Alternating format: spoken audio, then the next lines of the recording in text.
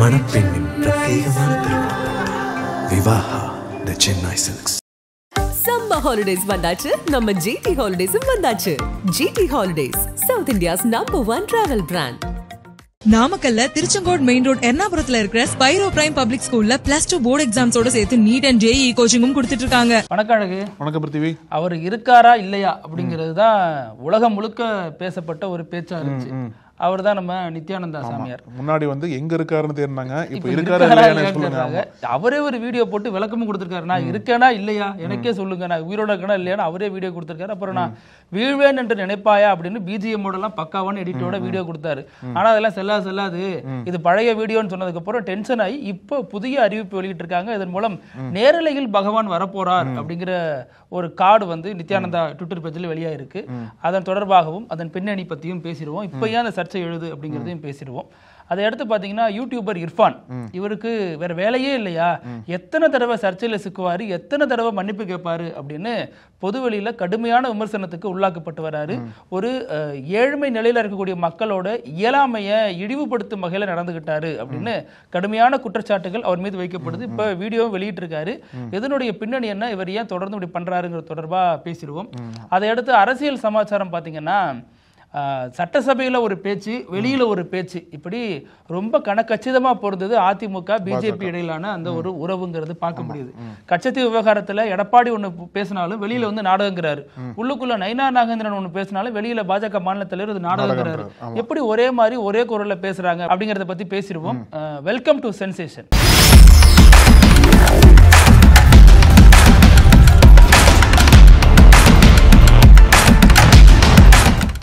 இன்னைக்கு சட்டசபையில தமிழக முதல்வர் மு க ஸ்டாலின் கச்சத்தீவை மீட்கக்கூடிய தீர்மானத்தை கொண்டு வராரு.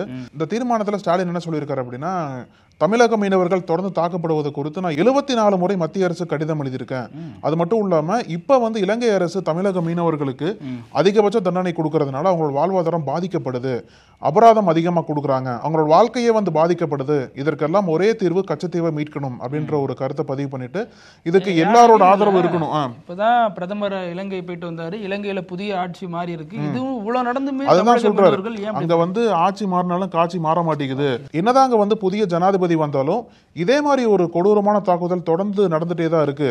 அதுக்கு எப்பெல்லாம் மோடி ஸ்ரீலங்கா போறாரோ, மீண்டும் ஸ்ரீலங்கா போனார் அப்படின்னா அங்க இருக்கக்கூடிய அரசை மோடி மீண்டும் பேச்சுவார்த்தை பண்ணி தமிழக மீனவர்கள் தாக்கப்படுவதை உடனடியாக நிறுத்தணும் அப்படின்ற பல கருத்துக்கள்லாம் அதுல தீர்மானத்துல பதிவு பண்ணிருக்காங்க. இன்னைக்கு ஸ்டாலின் பேசும்போது அவங்க இந்திய மீனவர்களா பார்த்தா போது இந்த பிரச்சனையை தடுத்துடலாம். ஆமா, அதுதான் சிக்கல்னு இங்க இருக்கக்கூடிய தமிழக கட்சியில் விமர்சிச்சுட்டே வராங்க. ஆமா, இதுல ஸ்டாலின் என்ன சொல்லியிருக்காரு அப்படின்னா, எல்லா கட்சியோட ஆதரவு இருந்தா மட்டும் தான் இந்த தீர்மானம் இன்னும் ஸ்ட்ராங்கா இருக்கும் அப்படின்றதுனால இன்னைக்கு சட்டசபையில் தீர்மானத்திற்கு எல்லா கட்சிகளும் ஆதரவு அளிச்சாங்க. குறிப்பா சொல்லணும் அப்படின்னா பாஜகவை சேர்ந்த வானதி சீனிவாசன் என்ன சொன்னாங்க அப்படின்னா, மீனவர்கள் நலனை மத்திய அரசு பிரித்து பார்க்கவில்லை, கச்சத்தீவு தாரை வார்க்கப்பட்ட நாள் முதல் அது தவறென்று பாஜக கூறி வருகிறது, வரலாற்று தவறை பிரதமர் மோடியால் மட்டுமே சரி செய்ய முடியும் அப்படின்ற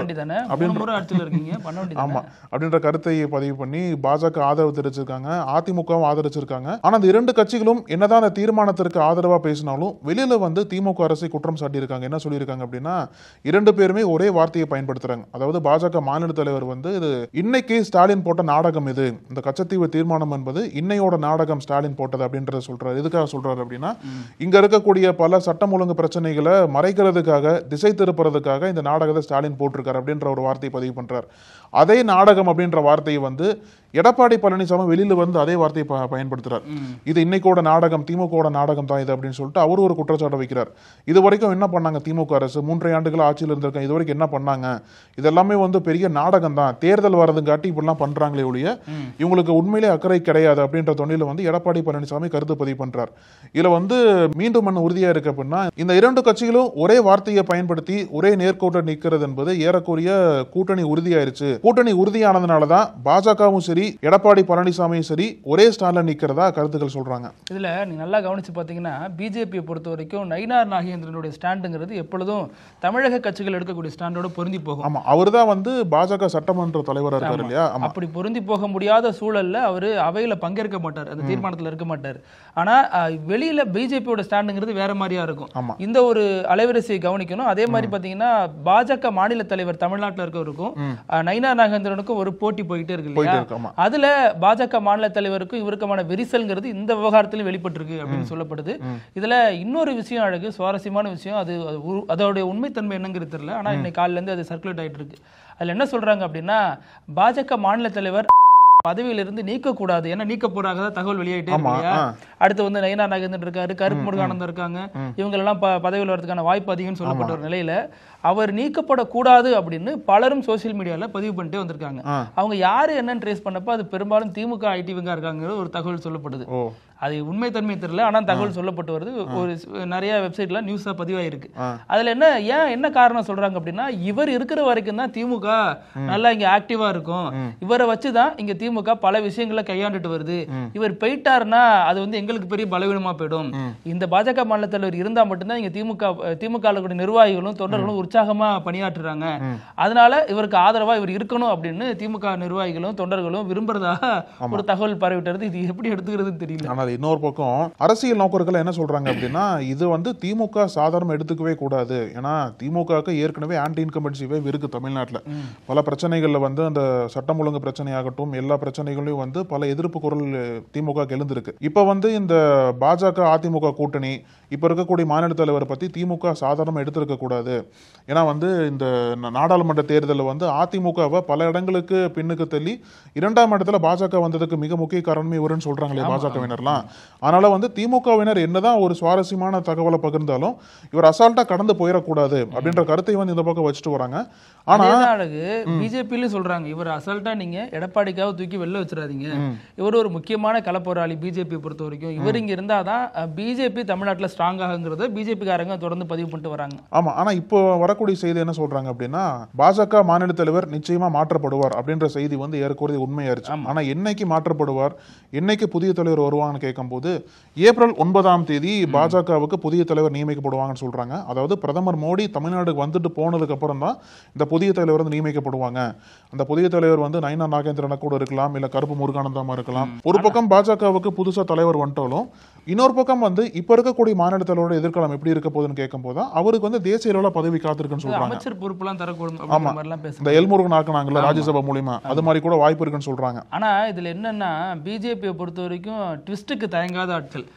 நம்ம வந்து பலரும் வந்து நயினா நாகேந்திரன் வரப்போறாரு அதுக்கான சில தகவல்கள் இருந்தாலுமே கடைசி நேர திருப்பமா யாரோ ஒருத்தரை கொண்டாந்து திடீர்னு வைப்பாங்க, முன்பின் அறிமுகம் இல்லாதவரா கூட இருக்கலாம்.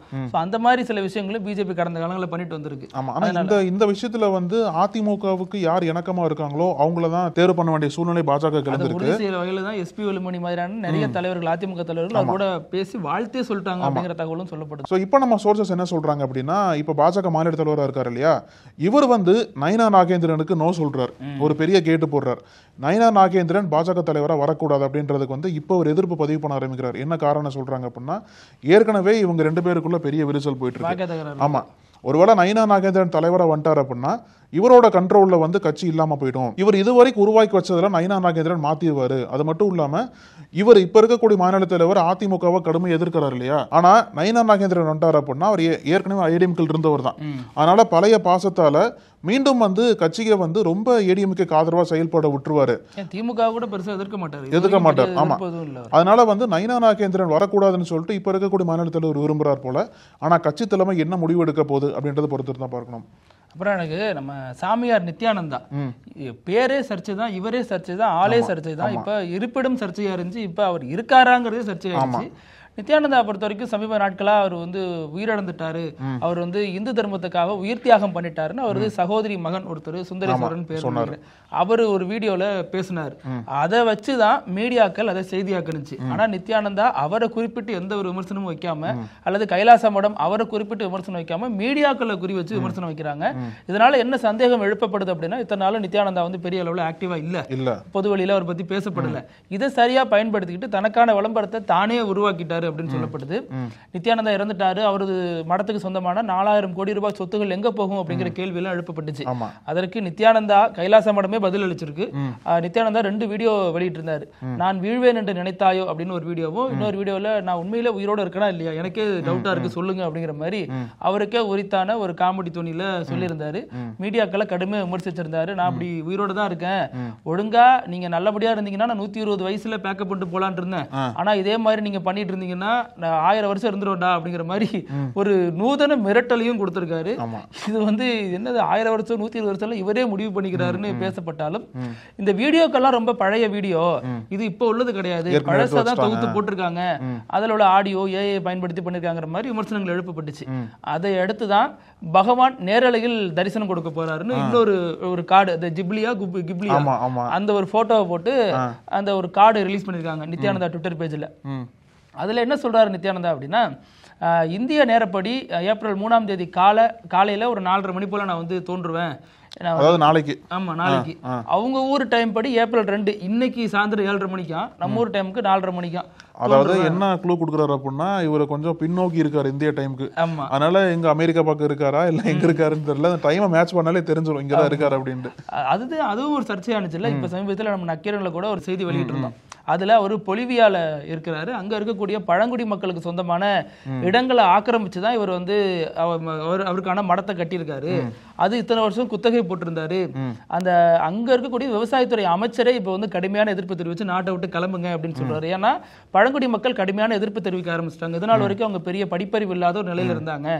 இப்ப இவர் எவ்வளவு பெரிய ஒரு ஆக்கிரமிப்பு பண்ணிருக்காரு. கிட்டத்தட்ட மாசத்துக்கு 75,000 நம்ம தான் கொடுக்கணும் போருக்கு. அவரு அதை கொடுத்துட்டு பெரிய அளவுல ஒரு இடத்தை ஆக்கிரமிச்சு வச்சிருந்தாரு. அதனால வெளியேற அவருக்கு நிர்பந்தங்கள் அதிகமா இருக்குன்னு சொல்லப்பட்ட நிலையில தான் அவர் இறந்துட்டாருன்னு தகவல் வந்துச்சு. இதை அடுத்து தான் வீடியோ போட்டிருந்தாரு. இப்ப நாளை காலைல லைவ்ல வரேன் அப்படின்னு இருக்காரு.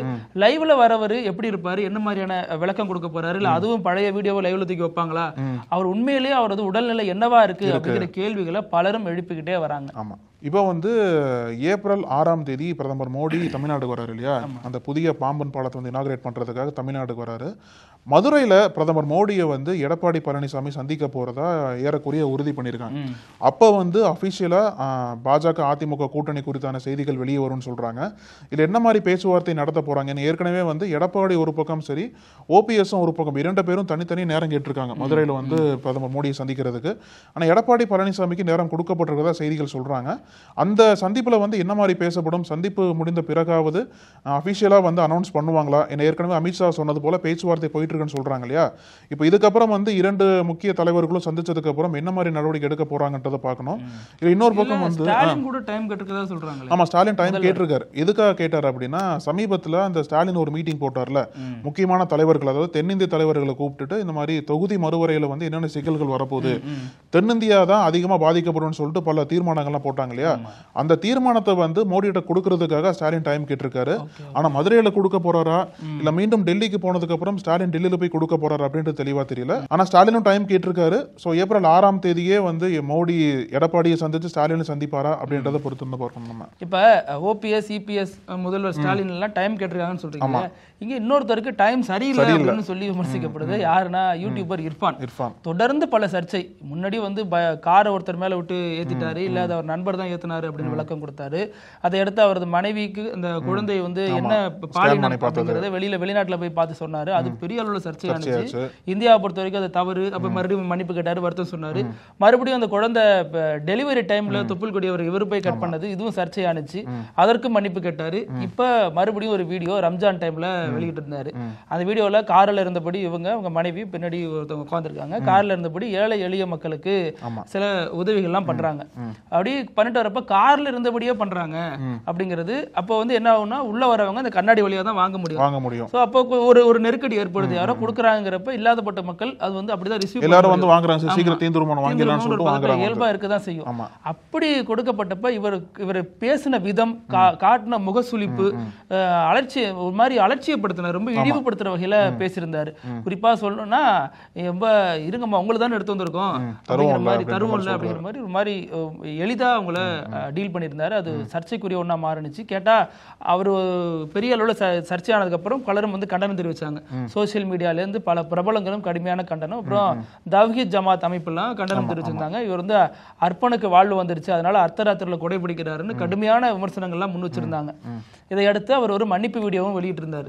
அந்த மன்னிப்பு வீடியோல என்ன சொல்றாரு அப்படின்னா, அது வந்து நான் அந்த நேரத்துல ஒரு நெரிசல்ல என்னால அது ஹேண்டில் பண்ண முடியல, முன்னேற்பாடு இல்லாம போயிட்டேன், அந்த சிச்சுவேஷனை ஹேண்டில் பண்ண முடியாம நான் அப்படி என்னுடைய ரியாக்ட் அப்படி பண்ணிட்டேன், மற்றபடி நானும் கஷ்டப்பட்டு தான் மேல வந்தேன், அவங்களை புண்படுத்தணுங்கிற நோக்கம் இல்லை அப்படின்லாம் விளக்கம் கொடுத்திருக்காரு, மன்னிப்பும் கேட்டிருக்காரு. ஆனா என்ன பலரும் கேட்கறாங்க அப்படின்னா, நீங்க ஏன் உதவி பண்ணணும்னு நினைக்கிறது தப்பு இல்ல, உதவி பண்ணீங்க, கார்ல இருந்து பண்ணணும்னா இப்படிதான் நெரிசல் வரும், நீங்க இறங்கி இருந்து கொடுத்துக்கலாமே அப்படின்னு சொல்றாங்க. அதுல இறங்கி இருந்து அதுக்குதான் விளக்கம் முன்னேற்பாடு எல்லாம் போயிட்டேன் அப்படிங்கிறாரு. அதே சமயம் இன்னொரு விமர்சனம் என்ன வைக்கப்படுதுன்னா, இது மாதிரி யூடியூபர்ஸ் வந்து தொடர்ந்து இது கண்டென்ட்டுக்காக தான் அவங்க பண்றாங்க, வெறுமனே கண்டென்ட்டோட தான் அவங்களோட நோக்கமா இருக்கு, அப்படி பண்றிதான் இது தொடர்ந்து இது மாதிரி பல விஷயங்களை சிக்கிறாங்க.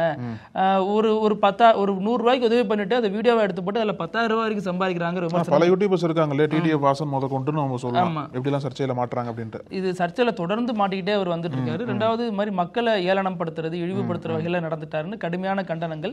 இப்ப இதுல வந்து என்ன மேலும் சொல்லப்படுது அப்படின்னா, இவர் வந்து இதை தெரியாம பண்ணியிருந்தாலும் இந்த அணுகுமுறைங்கிறது ரொம்ப தப்பான ஒரு, இவர் கஷ்டப்பட்டு வந்தாரா இல்லையாங்கிறது விஷயம் கிடையாது, கஷ்டப்படுற ஒருத்தவங்களை எப்படி நடத்துறாரு அப்படிங்கறதா விஷயம். இது வந்து கண்டிக்கப்பட வேண்டியது அப்படின்னு எல்லா தரப்புலையும் ரொம்ப கடுமையான குரல்ல கண்டிச்சுட்டு வராங்க. மீண்டும் சர்ச்சை வந்துச்சு, மீண்டும் ஒரு வீடியோ வெளியிட்டு மன்னிப்பு கேட்டிருக்காரு. இதோட சர்ச்சைக்கு முற்றுப்புள்ளி வைப்பாரா இல்ல மீண்டும் சர்ச்சை கிளப்ப போறான்றது பார்க்கலாம். பிரதீப், இப்போ நம்ம வீடியோவோட கடைசி செக்மெண்ட் இப்படி எல்லாம நடக்கும், இப்படி எல்லாம கொடுப்பாங்க அப்படின்றது நடந்திருக்கு. ஆமா, இட்டாலி கவர்மெண்ட் என்ன சொல்லியிருக்காங்க அப்படின்னா, இட்டாலியில ட்ரென்டினோ அப்படின்ற ஒரு நகரம் இருக்கு. அந்த நகரத்துல வந்து 33 கிராமங்கள் இருக்கு. அந்த கிராமங்கள்ல யாரெல்லாம் வந்து நிரந்தரமா குடியேறீங்களோ அவங்களுக்கு சொந்தமா வீடும் கொடுத்து இந்திய மதிப்புல 92 லட்சம் ரூபாய் பணமும் கொடுக்குறாங்க போல. பரவாயில்லையே. எதுக்காக போயிடலாம் தாராளமா. எதுக்காக அப்படி சொல்றாங்க அப்படின்னா, அந்த மாதிரி அதாவது பாரம்பரியத்தை நாங்க காக்க முயற்சி பண்றோம், எல்லாருமே வந்து கிராமத்தை விட்டு நகரத்துக்கு வந்துடுறாங்க, இந்த பாரம்பரியத்தை நாங்க வந்து பாதுகாக்கணும் அப்படின்றனால வந்து யாரெல்லாம் கிராமத்துல போய் குடிபெயர்றீங்களோ அவங்களுக்கு அந்த சலுகைகள் உண்டு அப்படின்றாங்க. ஆனா குறிப்பா என்ன கண்டிஷன் சொல்றாங்க அப்படின்னா, நீங்க சும்மா வந்துட்டாலே உங்களுக்கு அந்த பணமும் வீடும் தர மாட்டோம், நீங்க குறைஞ்சது 10 வருஷமாச்சும் இந்த கிராமத்தில் வசிக்கணும். ஆமா, 10 வருஷமாச்சும் கிராமத்தில் இருந்தா மட்டும்தான் உங்களுக்கு வந்து அந்த இது, அதாவது முன்னாடியே கொடுத்துருவாங்களா, அக்ரிமெண்ட் மாதிரி போட்டுருவாங்க போல் இருக்கு. ஒருவேளை 10 லட்சத்துக்கு, ஒருவேளை 10 வருஷத்துக்கு நீங்க இல்லன்னு வச்சுக்கோங்களேன், நீங்க வந்து பணத்தையும் வீட்டையும் திருப்பி கொடுத்துட்டு வெளியே போயிடணும். 10 வருஷம் இருந்துட்டீங்க அப்படின்னா பிரச்சனை இருக்காது. ஒரு வீட்டுக்காக தான் ஒவ்வொருத்தரும் இங்க வாழ்க்கையை அடமானம் வச்சு இஎம்ஐ கட்டிட்டு இருக்கோம், வீடும் கொடுத்து 1 கோடி அளவுல பணமும் கொடுத்து உங்களுக்கு வாழ்க்கை கொடுக்குறாங்க அப்படின்னா எப்படி? இங்க இருந்து டிக்கெட் போட்டு கிளம்பிட்டு வேண்டியதான். நீங்க அடுத்த வீடியோல வேற யாராச்சும் வச்சு பேசிக்கணும். போறேன். ஓகே அழகு, இதே மாதிரி நாளைக்கும் பல செய்திகளோட சந்திக்கலாம். நன்றி. தொடர்ந்து பேசலாம். நன்றி. மணப்பெண்ணின் பிரத்யேகமான விவாஹா தி சென்னை சில்க்ஸ். நக்கீரன் டிவிக்கு சப்ஸ்கிரைப் செய்யுங்கள். உங்கள் ஆதரவே எங்கள் பலம். ஆசிரியர்களுக்கு நண்பனாகவும் மாணவர்களுக்கு ஆசானாகவும் திகழும் தேர்வு வழிகாட்டி. ஒவ்வொரு பாடத்திற்கும் அனுபவமிக்க ஆசிரியர்களின் துல்லியமான தெளிவான விடைகள். CNC இருக்கு, தேர்வு பயம் எதற்கு? இது தீரன் பப்ளிஷிங் ஹவுஸ் விற்பனை வெளியீடு.